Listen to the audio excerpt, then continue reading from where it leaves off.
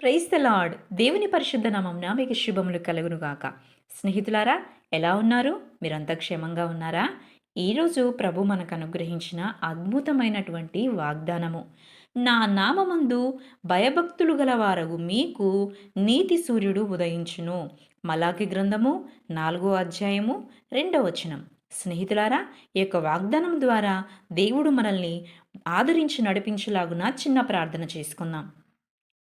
సర్వశక్తిమంతుడైన యేసయ్య, మీకు మా హృదయపూర్వకమైన కృతజ్ఞతాస్థుతులు. మా జీవితంలో మరొక దినాన్ని అనుగ్రహించినందుకు వందనాలు.